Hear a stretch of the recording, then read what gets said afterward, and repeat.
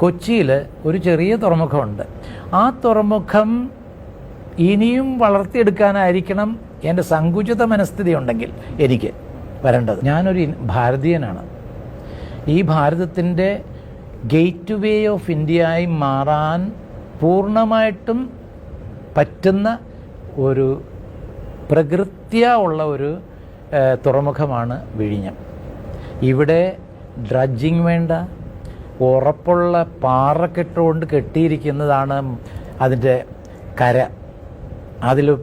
അതിൽ എത്ര ഇന്ന് വരെയുള്ള അവരുടെ ടെക്നോളജിയിൽ ഉണ്ടാക്കിയിട്ടുള്ള കപ്പലുകൾ എത്ര വലുതാണെങ്കിലും ഇനി ഒരു കുറേ കാലങ്ങൾക്ക് ശേഷമെങ്കിലും നമുക്ക് ധൈര്യമായിട്ട് ഓടിച്ച് കയറ്റാവുന്ന പരിസ്ഥിതിയാണ് ഇവിടെ ഉള്ളത്. അത് ഞാൻ പറഞ്ഞതല്ല, എൻ്റെ സബ്ജക്റ്റ് അല്ല ഇത്. ജർമ്മനിയിലുള്ള മറ്റ് വിദഗ്ധർ പറഞ്ഞിട്ടുള്ളതാണ്.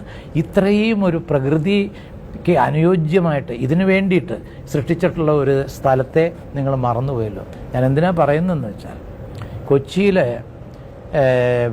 തുറമുഖം നല്ലതാണ്, ആവശ്യത്തിനുള്ളതിന് നല്ലതാണ്. അതുപോലുള്ള ചെറിയ ചെറിയ തുറമുഖങ്ങൾ കരയെ നശിപ്പിക്കാതിരിക്കുന്ന രീതിയിൽ കൊല്ലത്തും അല്ലെങ്കിൽ കണ്ണൂരും ഒക്കെ ആവാം.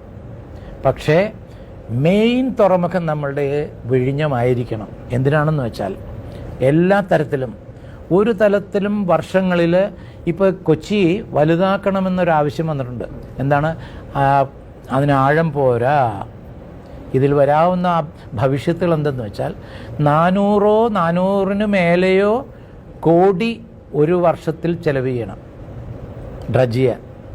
അത് നല്ലതായിരിക്കാം ചില ആളുകൾക്ക്, മറ്റുള്ളവർക്കത് ദഹിക്കില്ലായിരിക്കാം. എനിക്ക് ദഹിക്കുന്നില്ല. കാരണം എന്തെന്ന് വെച്ചാൽ, ഇത് ഡ്രഡ്ജ് ചെയ്യുകയാണെങ്കിൽ ചിലപ്പോൾ വൈപ്പിനില്ലാതാകും, വൈപ്പ് ഔട്ടാവും. അതുപോലെ അപ്രധാന ഇതുണ്ട്, എന്താണ്, നായരമ്പലം ഉണ്ട്. അത് നായരും ഇല്ല, അമ്പലവും ഇല്ലാണ്ടാകും. ഇങ്ങനെയുള്ള കാര്യങ്ങൾ ശാസ്ത്രീയമായിട്ട് നമ്മൾ അറിയാവുന്നവരുമായിട്ട് ഡിസ്കസ് ചെയ്തിട്ടല്ലാതെ കൈവയ്ക്കരുത്. വിഴിഞ്ഞം വരണം. വിഴിഞ്ഞം വന്നാൽ അതിനോടുള്ള നമ്മുടെ വ്യത്യാസങ്ങളും വിതിൻ നോ ടൈം ഈ ലോകത്തിലുള്ള മറ്റ് ശക്തികളെല്ലാം പലയിടത്തും കുഴിച്ച് തുറമുഖം ഉണ്ടാക്കാൻ പറയും. അത് നിങ്ങൾ കേൾക്കരുത്. ഇന്ന് പ്രകൃത്യ നമുക്ക് പത്മനാഭസ്വാമി ക്ഷേത്രത്തിൽ കിട്ടിയതിൻ്റെ 100 മടങ്ങാണ് അവിടുത്തെ സ്വത്ത്. അത് മനസ്സിലാക്കിക്കൊണ്ട് അവിടുത്തെ ഫിഷർമാനോ അവിടെ താമസിക്കുന്ന ആളുകളെയോ മാറ്റുമ്പോൾ അവർക്ക് വേണ്ടി സ്വത്ത് കൊടുക്കുകയും വേണം.